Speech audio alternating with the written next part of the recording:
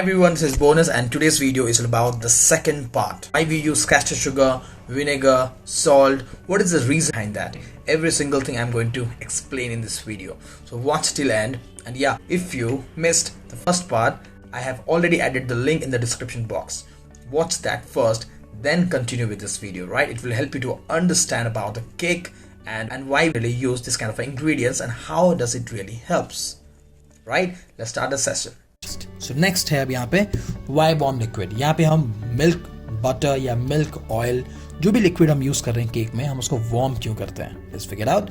Not only this room temperature, can see, not only this room temperature ingredients can bond together very easily, but warmer, creating a seamless and evenly textured batter.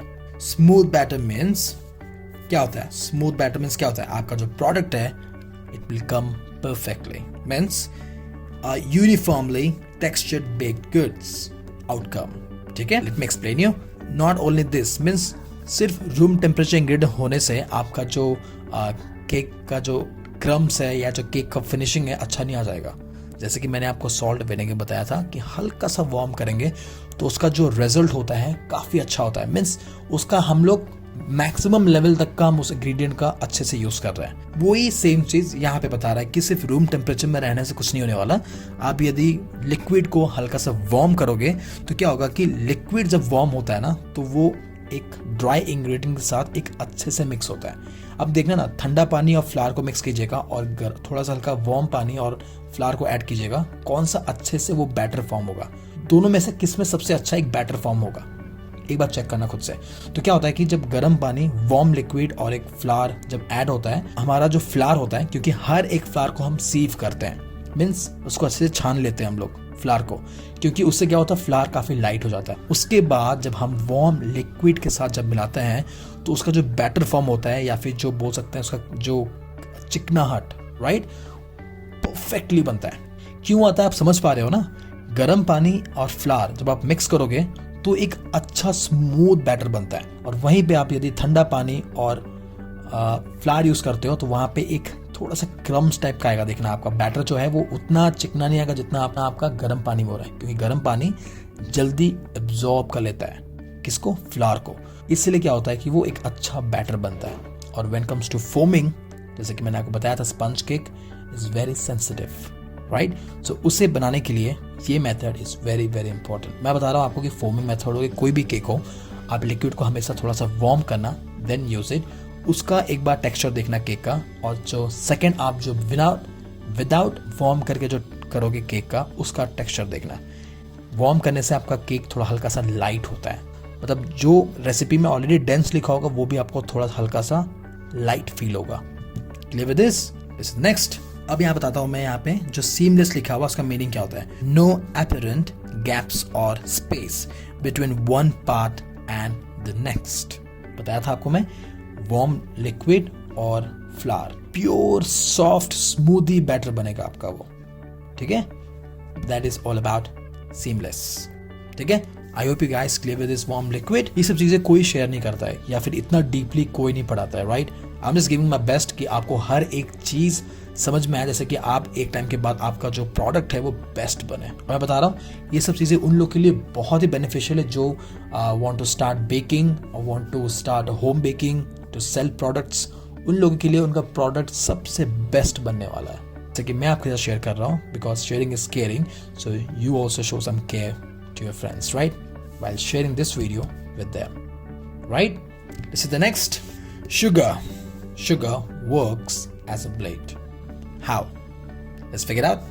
Castor sugar is good, but no to granulated sugar. Castor sugar अच्छा है कि granulated sugar अच्छा है? But when it comes to foam, castor sugar is the best. Otherwise, you can replace both sugar as 1:1. यदि castor sugar लिखा है 50 grams, you can skip the castor sugar or you can use this one as 50 grams. Means 1:1. ठीक है? ये मैं आपको दिखाऊंगा कि castor sugar अच्छा क्यों है when comes to foaming method. ठीक है? देखो ऐसा है कि you can see the sugar here. तो यहाँ पे इसके शार्प है ना चारों तरफ. ठीक है? कैसे होता है शुगर? कैसे होता है? जैसे कि शुगर हो गया यहाँ पे. ठीक है? एक ब्लॉक. ठीक है? यहाँ पे एक एक शार्प एजेस है. ठीक है? इससे क्या होता है? They works as a blade. ठीक है। कैस्टर शुगर होता है, क्या होता है कैस्टर शुगर, क्या होता है कि इसका 1/4 होता है, मीन्स इसका हाफ का हाफ, ठीक है। देखो वर्क एज अ ब्लेड इसलिए बोल रहा हूँ क्योंकि can see here, let me just focus, let me show you here. So यहाँ पे देख रहे हैं आप, ये जो कैस्टर शुगर है, आप समझ रहे हो ये जो साइड पोर्शन है वो कितना शार्प होगा, पता है आपको? ये यहाँ पे शार्प है, यहाँ पे शार्प है, यहाँ पे शार्प है, ये एजेस आपका शार्प है। When comes to caster sugar, इस शुगर का 1/4 होता है, ठीक है। 1/4 समझ रहे हैं आप, मतलब इसका 4 हिस्सा, ठीक है।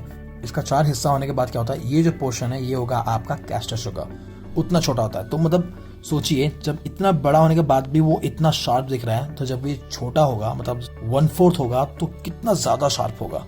ये जो है थोड़ा सा डिस्टर्ब कर सकता है when comes to foaming method, क्योंकि ये काफी साइज में बड़ा है, ठीक है। और जब हम उसको मिक्स करेंगे, मतलब मशीन से जब इसको हैंड मिक्स से मिक्स करेंगे, ये क्या करेगा, आपका एग फोम को ना ब्लेड की तरह काट देगा पूरी तरह। एयर ट्रैप होगा, फिर से एयर निकल जाएगा। कैस्टर शुगर क्या करेगा, इसका आदि हाफ रहेगा, मीन्स दिस पोर्शन रहेगा, एयर ट्रैप भी करेगा, मीन्स एयर वो अच्छे से काट भी रहा है और एयर ट्रैप भी कर रहा है, ठीक है, साइमल्टेनियसली, ठीक है। इसलिए हम इसको नहीं कैस्टर शुगर का यूज करते हैं when comes to foaming method, ठीक है। जब भी आप फोमिंग करोगे, घर में यदि कैस्टर शुगर नहीं है तो नॉर्मल इसी चीनी को, ठीक है, इसी शुगर को आप हल्का सा ब्लेंड करोगे तो वो छोटा छोटा पार्टिकल्स में चेंज हो जाएगा ये, ठीक है। तब भी आप उसको यूज कर सकते हो फोमिंग में, बट मैं रिकमेंड करूंगा कि आप बिग साइज ग्रैनुलेटेड शुगर आप ना यूज करें। इससे भी फोम बनेगा, उतना अच्छा फोम नहीं बनेगा जितना आपका कैस्टर शुगर आपको अच्छा फोम देगा, ठीक है। और उससे आपका क्रम्स भी अच्छा आएगा। इसको समझना इज वेरी वेरी इंपॉर्टेंट, ठीक है, समझ गए? तो ये था sugar work as a blade, clear? There's another reason that why we are using the castor sugar instead of granulated sugar. See, castor sugar is small in size, right? It will work as a blade, and also it will dissolve faster, right? So if it dissolves faster, that means when you're working on a butter or foaming method, so you don't have to work more and more, means you don't have to overwork on the foaming method and butter, because when you're using the machine to beat them, making a creaming process, or you can come to the foaming process, so at a one consistency the butter will start melt if you're going to be continuous beating for a longer time. For that reason, if you use a castor sugar, it will beat faster, dissolve faster, and also give you a nice consistency at the last. And if you take a granulated sugar for foaming or creaming method, it will take a lot time, means overwork on the eggs, means egg white, and the creaming method, means butter. One more thing I want to add here, that because we are using the hand blender, right, if you continue beating with the granulated sugar, the butter or the egg foams, it will create heat, and at a certain time what consistency you was looking for you will not get, because overwork means creating a disturbance, right, to your product. So understanding this is very very important, guys. Understanding the logic is important, right? So now you're clear. Let's see the next. So यहाँ पे मैंने एक tip add किया हुआ है, like about butter moisture, means क्या होता है, depend on the quality, fat content, moisture content, ठीक है। देखो ऐसा है कि आप जितना सस्ता बटर लोगे और जितना महंगा बटर लोगे, उसमें से फैट कंटेंट और उसमें मॉइस्चर कंटेंट अलग होता है, ठीक है। कुछ बटर होते हैं जो बहुत जल्दी मेल्ट हो जाते हैं when comes to room temperature, और कुछ बटर रहते हैं जो उतना मेल्ट नहीं होगा जितना कि लो क्वालिटी वाला बटर मेल्ट हो रहा है, ठीक है। काफ़ी सारे बटर है, जैसे अमूल बटर हो गया, राइट, और मिल्की मिस्ट बटर हो गया, या फिर प्रेसिडेंट बटर हो गया। नॉर्मली बेकर्स जो होते हैं, टॉप प्रोफेशनल बेकर्स जो होते हैं, वो लोग यूज़ करते हैं प्रेसिडेंट बटर। उसमें मॉइस्चर कम होता है, लाइक पफ पेस्ट्री।